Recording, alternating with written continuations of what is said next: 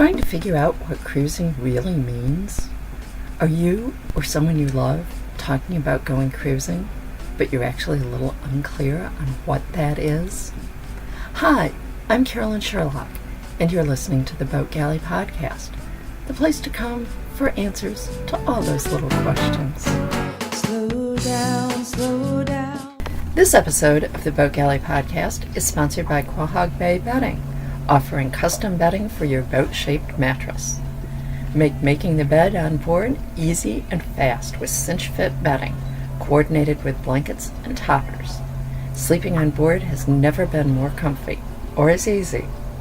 Visit quahogbaybedding.com, that's QUAHOGBAY bedding.com, and use coupon code PODCAST, PODCAST, for free shipping through July 2019. I know that when Dave and I first started talking about getting a boat, we only had a very vague notion of what cruising would really look like for us. I mean, we knew that cruising was traveling by boat, but the specifics, to be honest, we hadn't given a lot of thought to them. Luckily, it turned out we had similar ideas as we started muddling our way through. There's many different definitions of cruising as there are cruisers, and that's the great part of it. You can make cruising what you want it to be, what works for you, and it can change over time. 8 major areas are going to determine what cruising means to you. First is travel.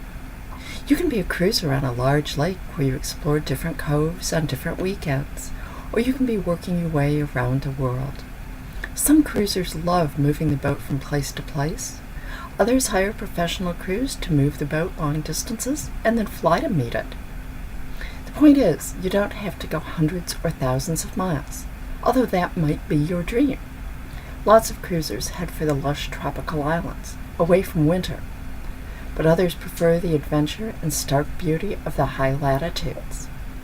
You can opt for inland cruising, such as America's Great Loop or the canals of Europe, or stay close to home on hundreds of larger lakes. And you can still be a cruiser even if you're not currently on the move. You might be stopped for a while as you work, deal with medical or family issues, or repairing and upgrading the boat. More and more cruisers find that they make periodic stops for various reasons, yet it's part of the cruising experience. Next is the boat. There is no one cruising boat. It might be powered by sail or by motor, monohull or catamaran, be designed for blue water or coastal cruising, a former race boat, a production boat, or a one-off. You can even build it yourself. There have been very successful cruising couples on boats as small as 24 feet, and I've known single-handers on 60-footers. I tend to prefer smaller boats, 35 to 40 feet for a couple, as being more manageable and budget-friendly, but you may have a different vision and be willing to make the compromises to make it work for you. Living on the boat is the third area. Cruising does imply staying overnight on the boat, at least occasionally, but nights can be spent at anchor, in a marina, or on passage. But lots of cruisers have a land home as well as the boat, and either cruise on weekends, on vacations, or even seasonally. Many consider the boat their summer or winter home. Part-time cruising is still cruising, no problem. How about activities? For some, cruising is all about the sailing. For others, it's exploring a new place once you get there. Some prefer remote locations and viewing wildlife and landscapes. Others like visiting cities or historical sites. Land touring is the key attraction for some, while others love to fish, snorkel, paddleboard, or just lounge on the beach. Still others like the social side of cruising, with meeting cruisers or locals and arranging get-togethers for meals and sundowners. Some like the self-sufficiency of doing their own boat work. Others look to hire out what they can. In the show notes, I'm putting links to a couple of good articles you might want to read about what do you do all day, or you can listen to What's a Day Like. Let's talk next about funding. Some cruisers worked for years and saved so that they could cruise without interruption, either for a defined period or forever. Others work more or less continually while they cruise, often online or offering services to other cruisers, or by maintaining a normal job and cruising on weekends and vacations. Still others stop moving periodically and throw themselves into working as many hours as possible to refill their cruising kitty. Then they head out for a while and stop again when funds get low. Okay, let's talk about the budget a little bit. It's possible to cruise on almost any budget you want to set for yourself, although your standard of living will reflect the budget.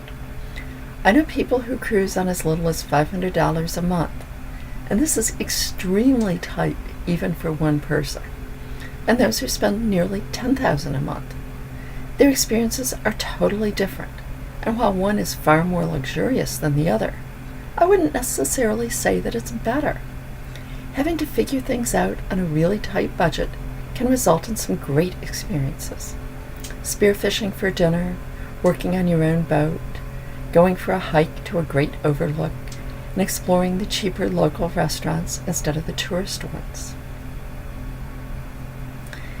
Age. There is no upper or lower limit on cruising, as long as you're healthy and can make the budget work.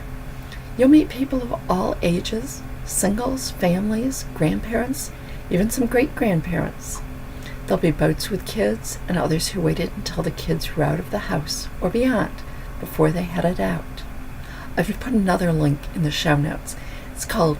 There's two notes. They're called Cruising with Kids and Cruising at 75 Plus. Skills. Some cruisers have built their skills up over the years, learning as they went. Sailing, navigation, weather, mechanical systems, electronics, and so on.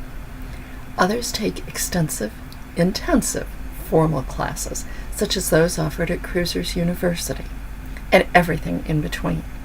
While it's imperative that you get the necessary skills, there are many ways to get there, and as with most things, there's often a trade-off between cost and time.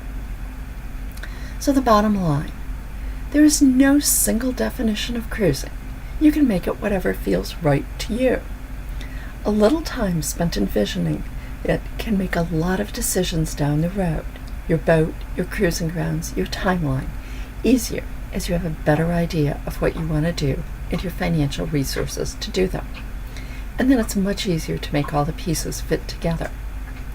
If you're planning to cruise with someone else, say a family, friend, kids, a great way to make sure that everyone has the same idea of what cruising will be is to create a vision board or a dream board. Have everyone choose pictures of how they envision cruising, hitting the 8 topics I discussed earlier and any others important to those people, and either print the pictures and post them up or put them in electronic albums.